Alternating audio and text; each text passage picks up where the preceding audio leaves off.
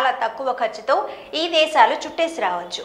ఖర్చులు భరించలేమన్న ఉద్దేశంతో విదేశాలకు వెళ్ళని చాలా మంది కాస్త తక్కువ ఖర్చుతోనే కొన్ని దేశాల్లో పర్యటించే అవకాశం.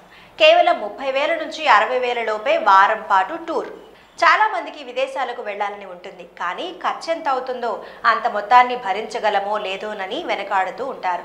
కానీ విదేశీ పర్యటనలు చేయాలన్న కోరిక మాత్రం అలాగే ఉంటుంది. అలాంటి వారు తక్కువ ఖర్చులో మన దేశం నుంచి వెళ్లి రాగల దేశాలు కొన్ని ఉన్నాయి. మన ఇరుగు పొరుగునే ఉన్న ఈ దేశాల్లో కొన్ని ప్రత్యేక పర్యాటక ప్రాంతాలు కూడా ఉన్నాయి. బాగా ఎంజాయ్ చేయొచ్చు కూడా. మరి ఆ దేశాలేవో, సుమారుగా ఎంత ఖర్చుతో వెళ్లి రావచ్చో తెలుసుకుందాం. నేపాల్ వారం ఖర్చు 45,000. హిమాలయ పాదాల వద్ద ఒదిగినట్టుగా ఉండే నేపాల్ ఎన్నో అందమైన ప్రాంతాలకు పెట్టింది పేరు. ఇక్కడికి వెళ్లేందుకు భారతీయులకు పాస్పోర్ట్ కూడా అవసరం లేదు. నేపాలీయుల సంస్కృతి కూడా విభిన్నం. ముఖ్యంగా హిమాలయ ప్రాంతాలు పర్వతాలతో అలరిస్తుంటుంది. ఒక్కొక్కరికి వారం రోజుల టూర్కు సగటున 40,000 నుంచి 45,000 ఖర్చు అవుతుంది. భూటాన్ వారం ఖర్చు 30,000. అతి తక్కువ ఖర్చులో అద్భుతమైన అడ్వెంచర్ పర్యాటక అనుభవం పొందడానికి భూటాన్ అనువైనది.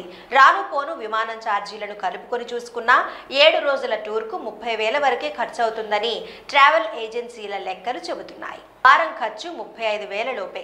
ఘనమైన సంస్కృతి, అద్భుతమైన పర్యాటక ప్రదేశాలు ఈ దేశం సొంతం. విమాన ఛార్జీలు కలుపుకొని కూడా 35,000 లోపే వారం రోజుల టూర్ వేయవచ్చు. ఇక్కడ బస, భోజనం వంటి ఖర్చులు చాలా తక్కువ.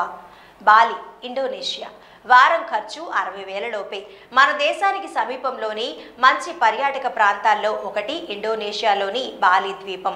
విమాన ఛార్జీలు కలిపి ఒకరికి వారం ఖర్చు 60,000 లోపే ఉంటుంది. కాస్త దూరం కాబట్టి విమాన ఛార్జీలకే సగం ఖర్చు అయిపోతుంది. స్థానికంగా బస, భోజనం వంటివి చౌకగానే ఉంటాయి.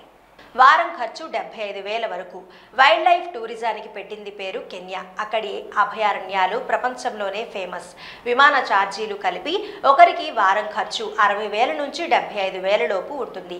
కాస్త దూరం కాబట్టి విమాన ఛార్జీలకే సగానికి పైగా ఖర్చు అయిపోతుంది. స్థానికంగా బస, భోజనం వంటివి మధ్యస్థంగా ఉంటాయి. ఈ అంశాన్ని మర్చిపోవద్దు. ఇందులో చెప్పిన ఖర్చుల లెక్కలన్నీ ప్రయాణం, సాధారణ బస, భోజనం వంటి వాటికి సంబంధించినవి మాత్రమే. అదనంగా స్థానిక టూర్లు, ఎంట్రీ ఫీజులు, కొనుగోళ్లు, ఇతర ఖర్చులు ఏవైనా వెళ్లే పర్యాటకులు వారి ఆసక్తిని బట్టి అదనంగా ఉంటాయి.